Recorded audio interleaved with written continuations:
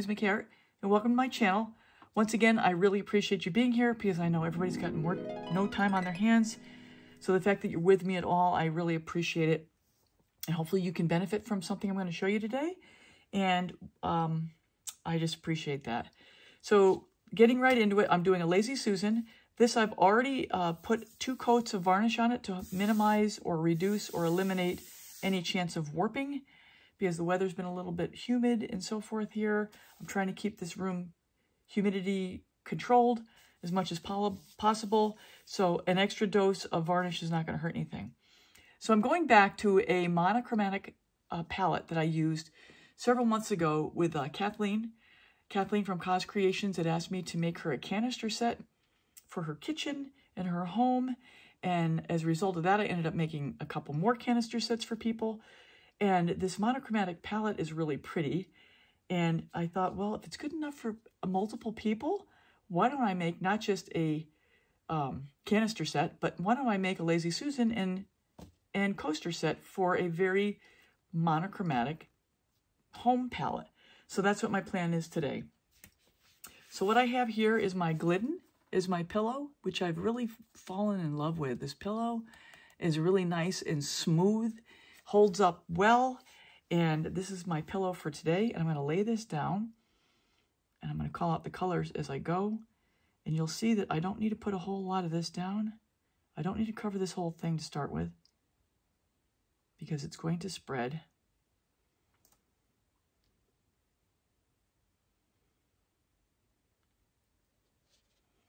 And there is something right there that I don't know what this is. This is what happens when you get near the bottom of your barrel. You get some goobers. See, I'm almost at the bottom. So as you get nearer the bottom, it tends to get a little goopy. Let's give this a little spin. Let it stretch out a little bit. Put a little more down in the middle.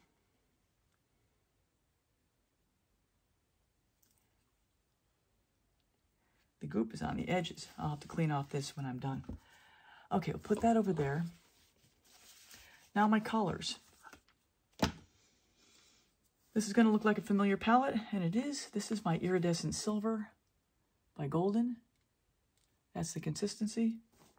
Let's find center as much as possible. Lay down some color. Yeah, this is just really pretty. I made a couple jar lids yesterday, and as I'm making the jar lids, I'm like, why haven't I made a Lazy Susan out of this? So I'm looking for color palettes. And another color palette I haven't done really a whole lot of yet is green. I need to explore that. So I'm going to put a little more of these colors down because I only have 4 colors today. And start a little heavier. So that's the silver. This is my Modern Masters Pearl White.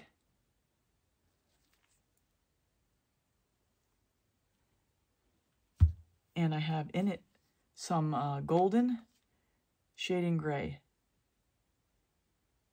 So it's just a little offshoot, a shade darker than the silver.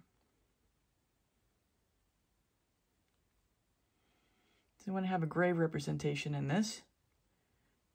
It's like white, gray, and black.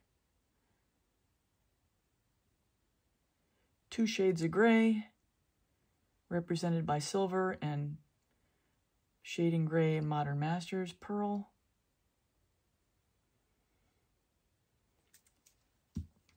This next color is Golden's Iridescent Pearl with Amsterdam's Pearl White.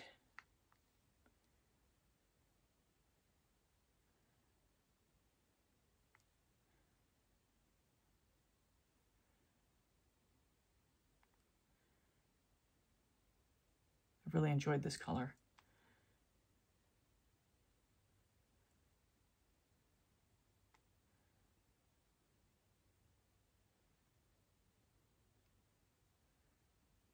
Last color, Golden's Carbon Black.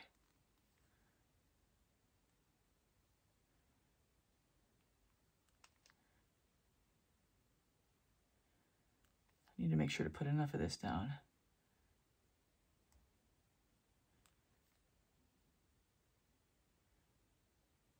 And I do like to drizzle. If you're new, you'll see that I'm a drizzler. If you've been with me, you know that already. That if you have it like a lattice work like this, my colors have a better chance of coming through and bleeding through.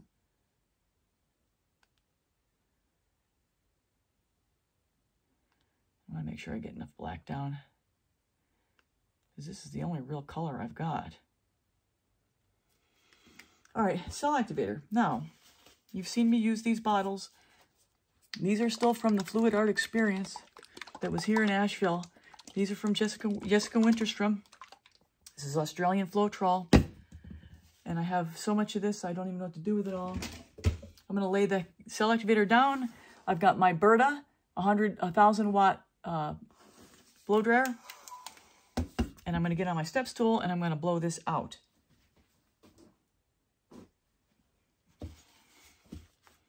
So cell activator.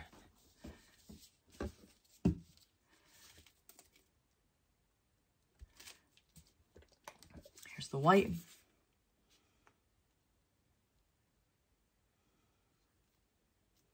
And the black. Blow it out with my mouth first. So here all I'm doing is blowing into the center where the cell activator is to try to get it to form as much of a circle as possible as I blow it out with my mouth, and then I'm going to hit it with a hairdryer in a second. Hairdryer ready? So now that I've blown it out with my mouth to get it started, I'm going to aim the cell activator at the ridge that's formed where the cell activator is meeting up with the paint, blow the cell activator out over the paint, and the paint out over the pillow, and I'm going to go around this until I get it fully complete. Once I get that done, I'm going to start to spin it to get the composition I will look for.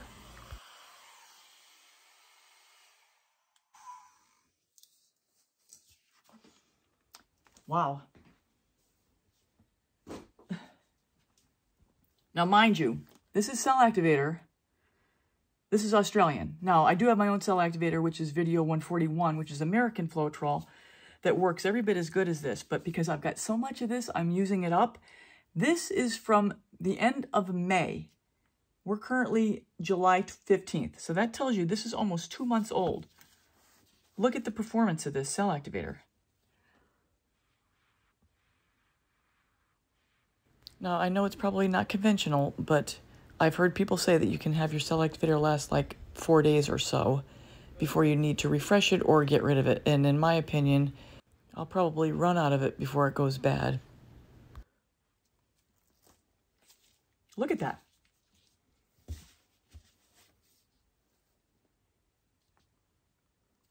All right, I'm gonna just pull this to the side, start this stretching. Do on the other side. So I'm breaking up the surface tension here, kind of start leading it in the direction I want it to spin out to. So I don't want the composition rolling over itself. However, keep in mind though that this is probably all gonna, a lot of this is gonna spin right off.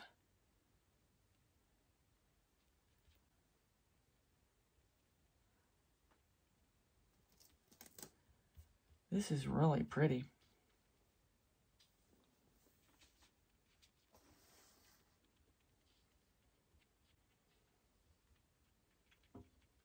You have to be very careful with your fingers. I don't know if you just saw that.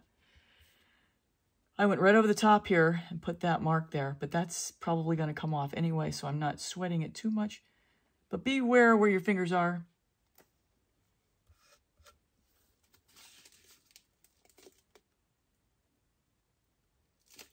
A little spin. Always, always a gentle first couple spins. Because you want to see how everything is blowing out. That's pretty good. Got it going in all directions, all at the same time. And I want everything to kind of hit the edges around the same time, and we're pretty close. Now, as we continue to go through the video, if there's spots where I can cut or trim or go fast, I will, to save time. I'm going to make a coaster set to go with this. I've started getting more strategic that way. Why not make sets of things? And once again, this blowout is so good. Not to be braggadocious, because I'm really not a braggart. I'm really happy with it, though. I don't think I need to do much to this except for keep spinning it and just let it expand. Let's go the other way for a second. Actually, let's do another gentle spin. As things develop, I will probably cut out some of the spinning here because you don't need to see the spinning. Let's see how I'm looking in the middle. I always check the middle to make sure I've spun enough off so that it dries correctly and has minimal chance of cracking or warping. I'm going to test the depth in the middle here.